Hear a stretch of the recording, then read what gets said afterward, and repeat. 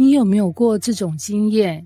月底打開網銀，原本以為自己還有錢，結果看到餘額那一刻，呼吸突然變成手動模式，然後開始回想，我到底買了什麼啊？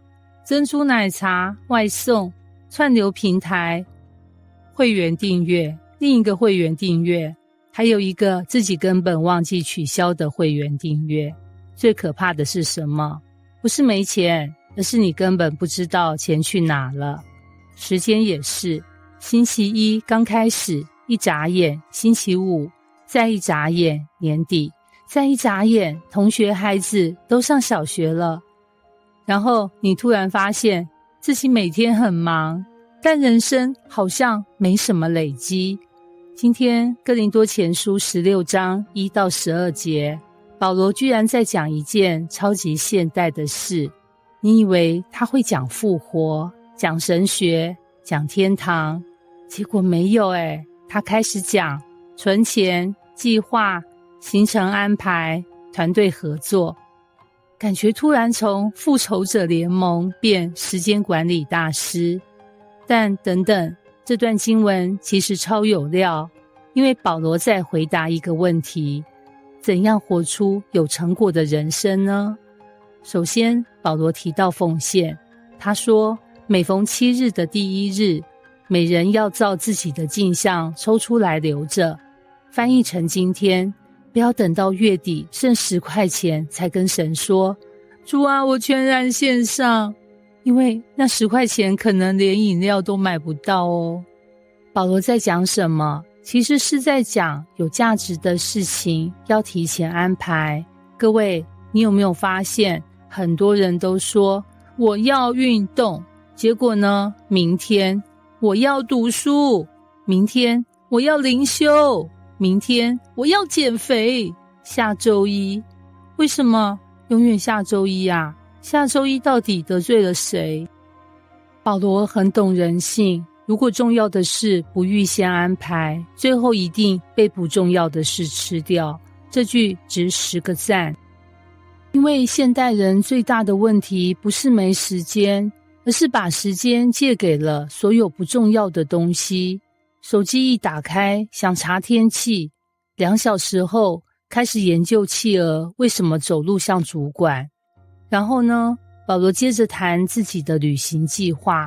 他說，我要經過馬其頓，我要去你們那裡，可能住一段時間，甚至過冬。各位看到沒有？連使徒保羅都有行程表。有些人以為屬靈的人很神奇，早上起床，天使通知，今天往東走3公里。沒有，保羅也會規劃，也會安排，也會思考下一步，這很重要。很多基督徒有個迷思，信心等於不規劃。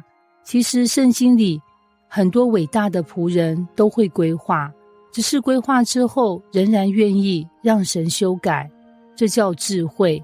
有些人則是完全相反，沒有計劃，沒有預備，沒有方向，最後說神帶領。神可能也很想問，你倒是先動一下。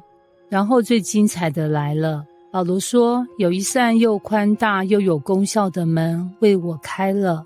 然後下一句，反對的人也多。等等，不是應該這樣嗎？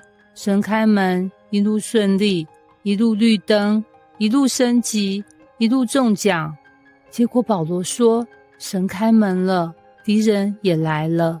這句超顛覆，因為很多人判斷神帶領的方法是有困難就不是神，但保羅說不一定，有時候最大的機會剛好伴隨最大的挑戰。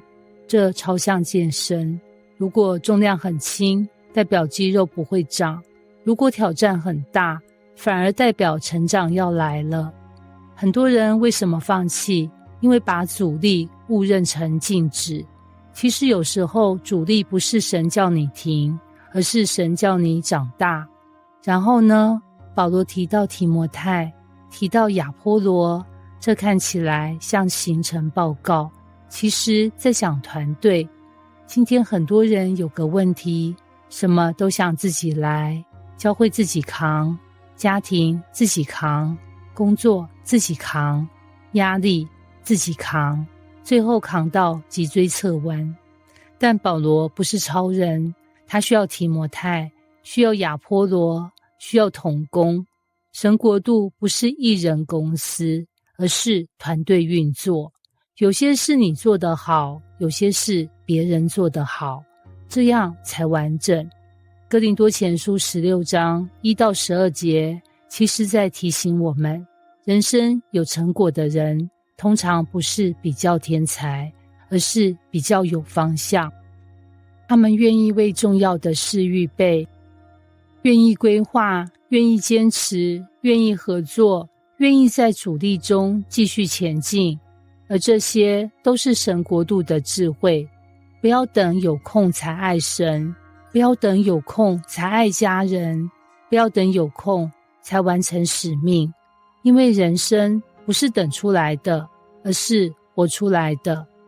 很多人期待神為自己開門，但真正的問題往往不是門沒開，而是門開了，我們還在沙發上滑手機。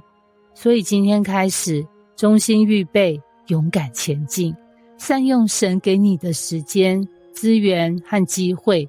因為當神開門的時候，他不是要你站在門口研究門把，而是要你跨出去，進入他早已預備好的精彩旅程。